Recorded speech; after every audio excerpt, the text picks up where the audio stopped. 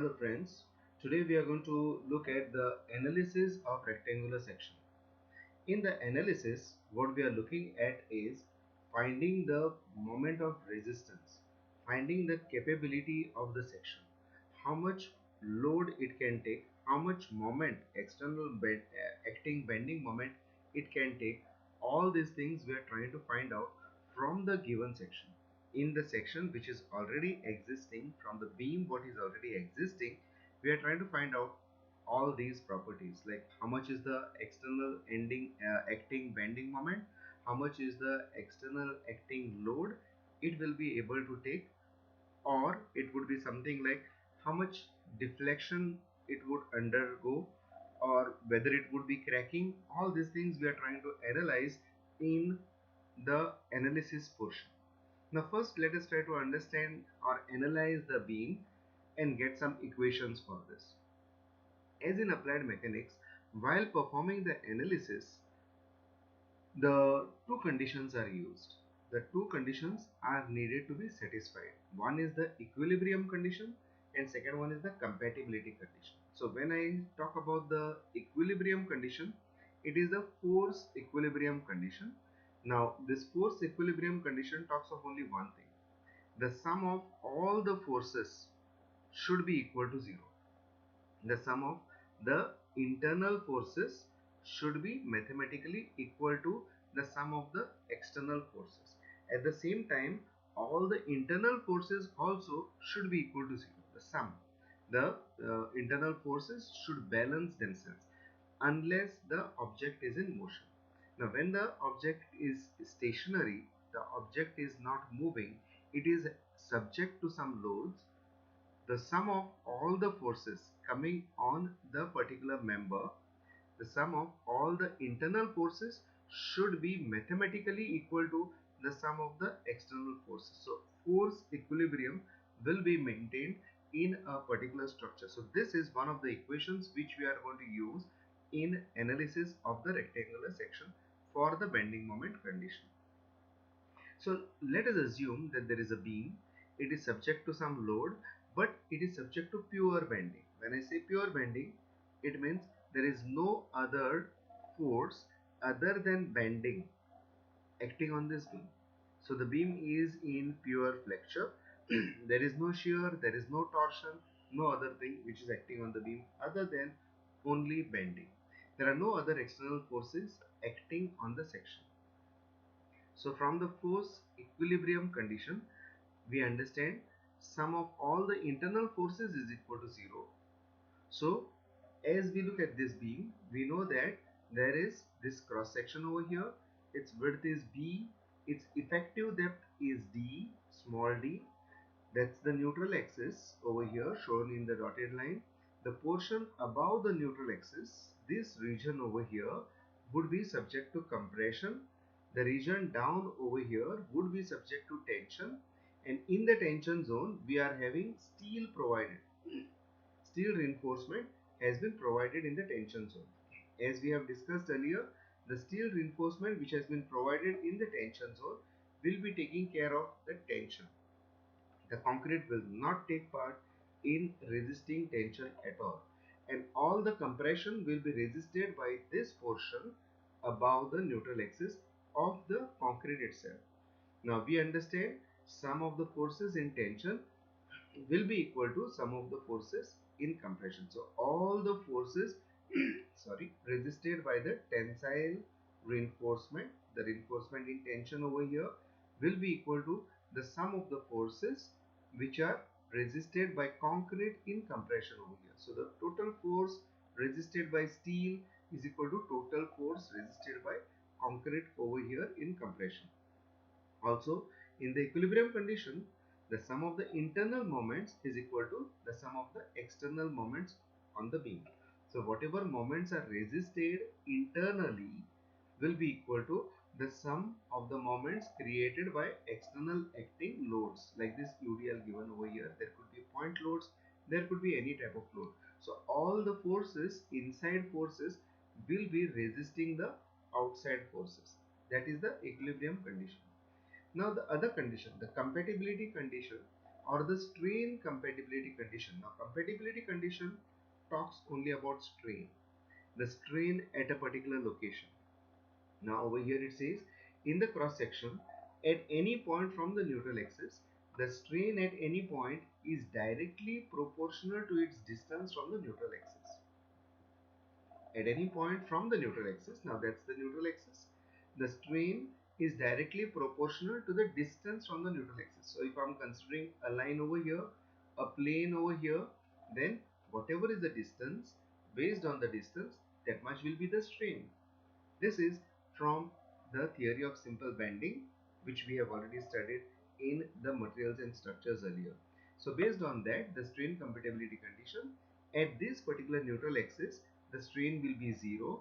It will be going on increasing, and since the distance from the neutral axis to the outermost fiber is maximum, the strain in the outermost fiber is maximum.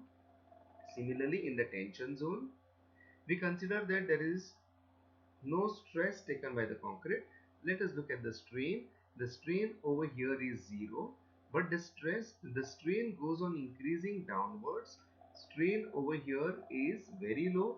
As it comes down over here up to the reinforcement, the strain is maximum.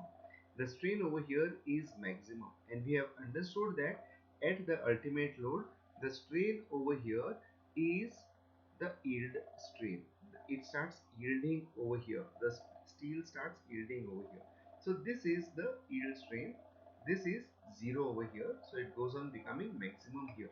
So similarly, it's 0 here and it goes on becoming maximum over here. We have understood that the strain in concrete in the extremmost fiber over here would be 0.0035.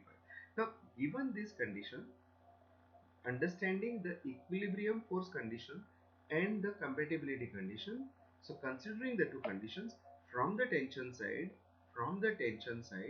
the total strength resisted, or the total strength of the beam, total force resisted, would be equal to the stress into the area. We know that force is stress into area. The total force resisted is pressure or stress into area. Now the stress in these steel bars multiplied by the total area of the steel bars will give me the total tensile force resisted. So that is the stress in steel in tension, stress in steel in tension multiplied by area of steel in tension, which is equal to, we know that at yield, when it starts yielding, the stress is 0.87 Fy. That's the design stress as per the assumptions which we have understood. So the stress is 0.87 Fy multiplied by the area of steel, that is AST. So the total tensile force or the total tensile strength of the beam is 0.87 Fy into AST. That is exactly what we need to understand from the force compatibility, and because of the strain over here, it has already yielded, so the total force resisted by the steel is 0.87 Fy into AST. Now let us look at it from the compression side. Now this is from the tension side, that total strength or the total force resisted is 0.87 Fy into AST. When we are trying to look at from the compression side, I take only the compression zone or the compression portion of the beam. Obviously the beam goes down, the reinforcement would be somewhere over here. The beam section has been enlarged and the neutral axis has been taken over here. If you just observe, that's my neutral axis, and the beam continues down. It's the truncated cross section. Now as we have understood, in the cross section at any point from the neutral axis, the strain at any point is directly proportional to its distance from the neutral axis.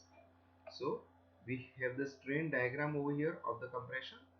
As we go further, the strain goes on increasing. As I said, at a particular point over here, the strain is 0.002. At this particular point over here, we have the maximum strain in compression in concrete, that is 0.0035. Now, why have I separated this portion? This is very important portion for me, because when we had a look at the graph of the stress strain curve of concrete at a particular distance, it was a curve, and then further on it had become horizontal. Now at what strain was it a curve? Look at this. At the neutral axis, the stress strain over here is 0. As the distance increases, as the strain increases, as the strain becomes 0.002, the stress strain curve becomes, the stress strain diagram becomes a curve and the curve ends over here at 0.002, 0.002, and it continues to be a straight line. It continues to be a straight line, and as per the code we consider that the failure is at 0.0035 strain. The maximum strain taken by the concrete is 0.0035. So at that particular portion, the stress becomes straight line. Now the stress over here from a strain of 0.002, from a strain of 0.002 onwards up to the strain of 0.0035, the stress remains the same. The concrete in compression goes on yielding, it remains 0.446 FCK. That's the design stress. If we remember, from FCK we had come down to 0.67 FCK and we had applied the partial safety factor. We had got the design stress as 0.446 FCK. So from the neutral axis, the stress strain diagram becomes a curve. It becomes a curve up to a strain of 0.002, where the stress at the strain of 0.002, the stress observed is 0.446 FCK. The concrete goes on yielding even for further strains, and at a strain of 0.0035, the concrete eventually fails. So that's the ultimate strain it can take. So at the ultimate strain of 0.0035, the stress it can take is 0.446 FCK. Now that's the diagram which we have. Now observe over here. If this distance from the topmost compression fiber to the neutral axis is considered as XU, then we find that this particular distance is 4 by 7 of XU and this distance is 3 by 7 of XU. This is very simple uh, geometry. We have similar triangles over here, one small triangle here, one larger triangle over here. If we solve this upon this with the XU, then we get this distance as 4 upon 7 XU and this distance as 3 upon 7 XU, because this comes equal to 7 parts of XU. So from that we understand that we have got this particular stress diagram. Now that's the stress diagram. Now having got this stress diagram, we know that there is a curve over here up to a strain of 0.002 and then it becomes flat. So in our analysis, what we will be doing is we will divide this portion and this portion separately. The code permits us to assume that this is parabolic. This portion is a parabola and this portion is a rectangle. So the stress block can be divided into a parabolic region, that is this one, and a rectangular region, that is this one. Considering the areas of the parabolic region and the rectangular region, the compressive force in this, the compressive force in the top region is determined. Now what is the total force resisted by this much portion, down portion? The total force resisted by this down portion will be this area multiplied by the average stress over here. The area multiplied by the stress gives us the force. As we have seen in tension, the area at this particular level, that is the width is B, this dimension is 4 upon 7 XU multiplied by the average stress over here, because the stress goes on varying from 0 to maximum of 0.446, that will be giving me the total force resisted by this region over here. So C of the parabola is 0.446 FCK into 2/3 of B into 4 XU upon 7. So for this, the average comes to 2/3 of the stress. So the C of parabola, the total force resisted by the parabola in this region, the total force, compressive force resisted in this region is given by this equation. Now the total force resisted by the top region because of the rectangular portion, this is very easy. because the stress over here is uniform. From here to here the stress is uniform, so it will be B multiplied by this distance multiplied by the stress. B multiplied by the distance, so B multiplied by 3xu upon 7, B multiplied by this distance, that is 3xu upon 7, multiplied by the average stress. The average stress is 0.446 FCK. So this comes equal to, when we multiply, it comes equal to 0.169 FCK BXU, and the force resisted by the rectangle comes equal to 0.191 FCK BXU. So the force resisted by this is 0.169 FCK BXU. Force resisted by this is C rectangular 0.191 FCK BXU. So this portion resists this much force, this portion resists this much force. Now what is the total force resisted by this? Obviously from applied mechanics we know that if this is the force resisted by this is the force resisted by this, the total force resisted will be sum of this as well as this. So that is what we get over here in this figure. So the total force resisted will be C, that is the compressive force, C due to parabolic plus C due to rectangular. It is coming equal to 0.36 FCK B into XU. That is this plus this coming to equal to this much. That is total force resisted in the compression zone. Total force resisted in the compression zone is equal to 0.362 FCK B into XU. Now if you observe, this is exactly the same thing which has been given in the code, saying that this area will be contributing to a force equal to 0.362 FCK BX. That is exactly what has been given in the code in the assumptions which was discussed earlier. This is how we have got it. The total force resisted in compression is this much. Now very important thing what I have got is, I have got the total force resisted by this, that is the area of concrete in compression. I have got the total force resisted by the tension steel down over here. I have got the total force here, total force here.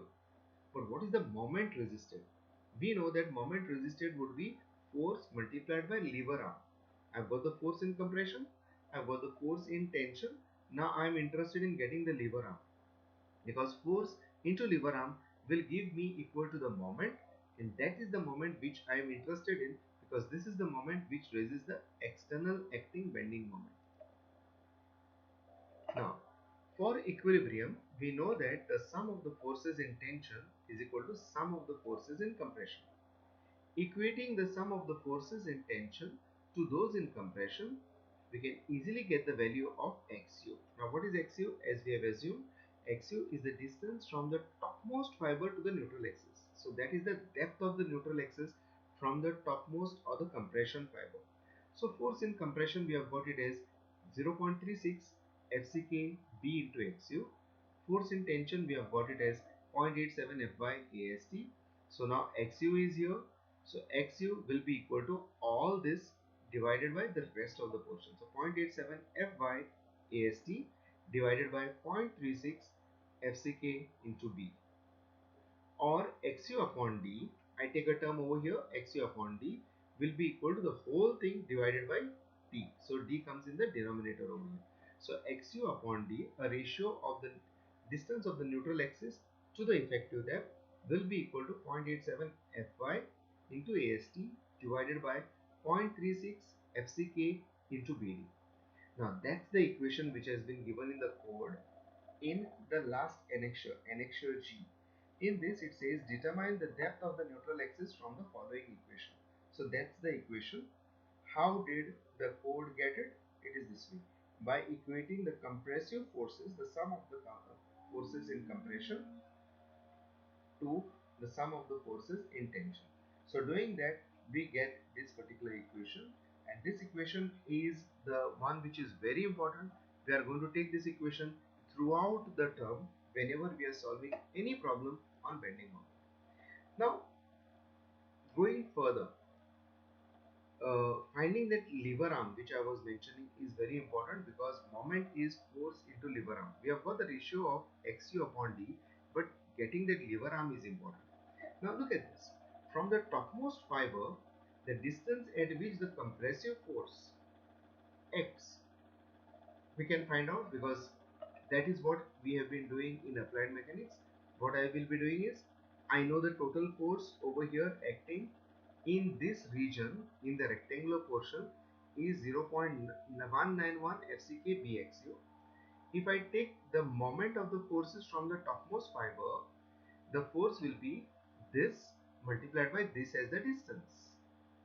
This force is acting at half this distance. Because it is a rectangle, it is acting at half the distance. So this distance is 3 by 7 XU. This distance will be half of that, so 3 by 14 XU.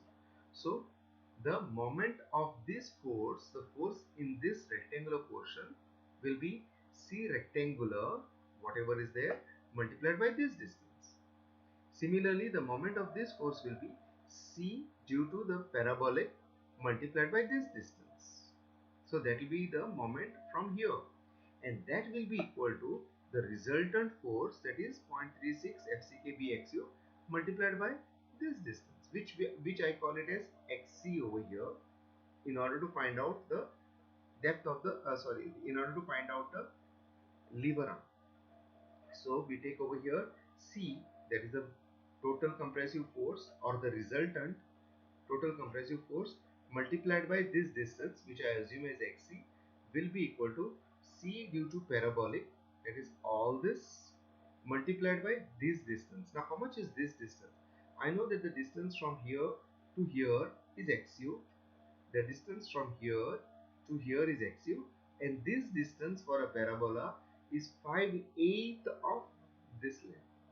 So this distance from here to here will be XU minus this distance. So I have C of parabola multiplied by this this distance over here minus this portion, this distance minus this portion. That's how I get the moment of the parabolic force. Now moment of the rectangular force will be C rectangular multiplied by this distance, that is 3 by 14 of XC. So C, that is the resultant, multiplied by the distance, that is XC I have taken, will be equal to C parabolic multiplied by this distance, which is this total XU minus this portion, plus C rectangular multiplied by this distance. Now having solved this, we get, having solved that equation, we get that XC portion equal to 0.416 XC. That means the distance from the topmost fiber to the resultant of this is 0.416 XC. It's a very important term which we have got, because from this term we will be getting the lever arm. So the distance between the topmost fiber and where exactly the compressive force resultant acts, this distance is 0.416 XU. Now what is the lever arm from here to the reinforcement, the steel which is provided? That is, the overall distance is D minus this portion. Overall distance from here to down is D minus this portion will give me the lever arm, that is D minus this portion 0.416 XU. So the lever arm is obtained, lever arm Z is obtained as D minus 0.416 XU. Now having got the lever arm, we come to very important terms over here. The moment of resistance is equal to the force in tension or the force in compression multiplied by the lever arm Z. Therefore, the theoretical moment of resistance mu is calculated from the compression strength as C into Z, the total force in compression multiplied by the lever arm. Total force in compression is 0.36 FCK B into XU, and that's the lever arm which we have got. Similarly, moment in terms of, or moment of resistance in terms of steel's tensile strength or tension side is calculated as tension multiplied by the lever arm. The force in tension is 0.87 Fy/AST and the lever arm is this. Now note one thing, if the steel in tension has not yielded, now this is possible in the case of over reinforced sections where the steel does not get yielded but the concrete gets yielded, steel does not even reach the yield stress. So if the steel in tension has not yielded, or stress in steel is not exceeding this, then mu will be Fst into Ast, that is the stress in steel into the area of steel multiplied by the lever arm. The formula remains the same, stress into area of steel, but only this stress over here will not be 0.87 Fy, but this will be the actual stress. We need to identify, we need to check, we need to verify, we need to compute what is the actual stress. That actual stress has to be multiplied by Ast. That force, because of the stress in Ast multiplied by the lever arm, will give us the moment of resistance of the beam. Now, what does the IS code give us? Let us have a look at IS code. The IS code annexure G, clause G1.1b says if the value of XU by D is less than the limiting value, that means the failure is tension controlled. The failure is because the yield is the steel is yielding.